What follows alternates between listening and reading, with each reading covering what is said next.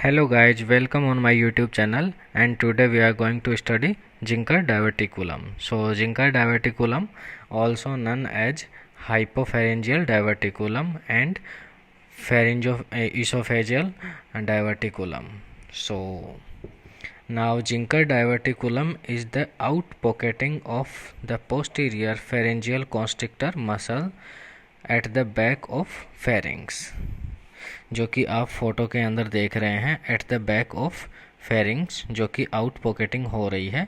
इसी को जिंकर डाइवर्टिकुलम बोलते हैं या फिर कहते हैं।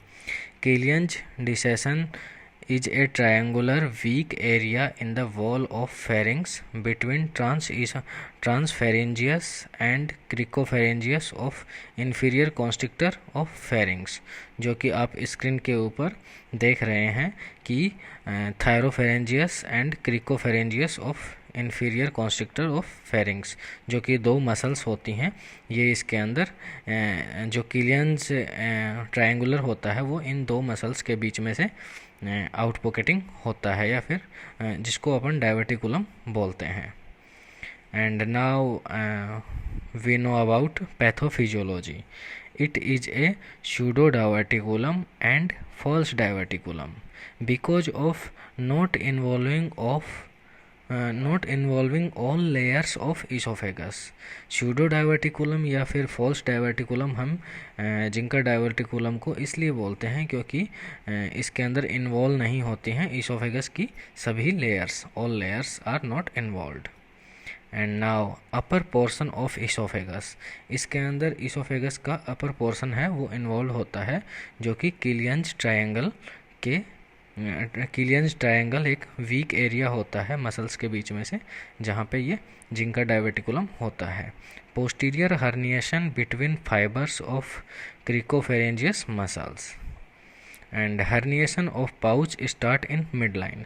हर्निएशन होता है पाउच का, वो स्टार्ट कहाँ से होता है? Mid line of the oesophagus and then first behind of oesophagus, जो कि इसोफेगस के पीछे से मिड लाइन पे होता है। And after that lies on it's left, और उसके बाद में वो लाइज ऑन हो जाता है लेफ्ट साइड के अंदर। Mouth of diverticulum is wider than opening of the oesophagus.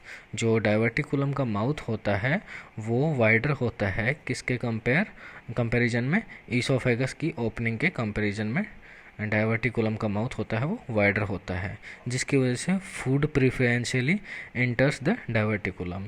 जिसकी वजह से फूड होता है वो सबसे पहले डाइवर्टिकुलम के अंदर एंटर करता है। एंड आफ्टर दैट क्या क्या क्लिनिकल प्रेजेंटेशंस होते हैं वो देखते हैं। It is very slow developing in older patients greater than 60 years. ये मोस्टली बहुत ही स्लो डेवलपिंग प्रोसेस है जो कि ओल्डर पेशेंट्स के अंदर होता है after 60 years old age. And compare to females, males के अंदर इसके केसेस देखने को ज़्यादा मिलते हैं जिंका डाइवर्टिकुलम के। डिफ़िकल्टी इनिशिएटिंग सोलोइंग, सोलो करने के अंदर डिफ़िकल्टी होती है। ओरोफेरेंजियल डिस्फेजिया होता है पेशेंट को। हेलिटोसिस होता है। हेलिटोसिस का मतलब होता है बैड ब्रीथ। एंड रिगर्गिटेशन होता है पेशेंट को। एंड क्रोनिक कफ की भी कंप्लेन करता है पेशेंट। एंड फ्लक्चुएंट नेक मास में भी पैल्पेबल, एंड नेक जो मास होता है वो भी पैल्पेबल हो सकता है। And now we are going on diagnosis. So diagnosis के अंदर सबसे पहले और सबसे इम्पोर्टेंट होता है जिंका डाइवर्टिकुलम का diagnosis barium swallowing, barium oesophagogram, जो कि गोल्ड स्टैंडर्ड टेस्ट होता है जिंका डाइवर्टिकुलम के लिए and preferred test for diagnosis. And after that diagnosis अपन सेकंड डायग्नोसिस देखते हैं, जो कि होता है ट्रांसक्यूटेनियस अल्ट्रासाउंड, जो कि अपने को डिफ्रेंशिएट करता है थायराइड और एनी नेक मास को डिफ्रेंशिएट करने के अंदर अपने को हेल्प करता है।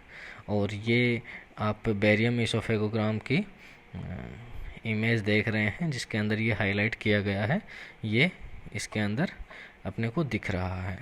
And now we are going on treatment. So इसका ट्रीटमेंट होगा एक्सिजन ऑफ पाउच और क्रिकोफेरेंजियल मायोटोमी। या तो पेशेंट को हम एक्सिजन कर देंगे पाउच का, जो कि जिंका डाइवर्टिकुलम को पाउच बोला गया है, एंड या फिर क्रिकोफेरेंजियल मायोटोमी हो जाएगी।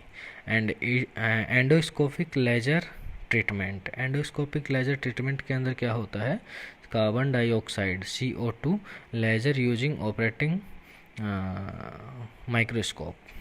एंड सबसे मोस्ट इम्पोर्टेंट जो थिंग है वो है कि endoscopy and placement of nasogastric tube are contraindicated. Endoscopy and nasogastric tube का प्लेसमेंट कॉन्ट्राइंडिकेट है जिंका डाइवर्टिकुलम के अंदर। क्यों? Because they could perforate the pharynx, वो फेरिंग्स के अंदर परफोरेट कर सकते हैं, जिससे कि कॉम्प्लिकेशंस और बढ़ सकती हैं। So thank you for this lecture. Thank you.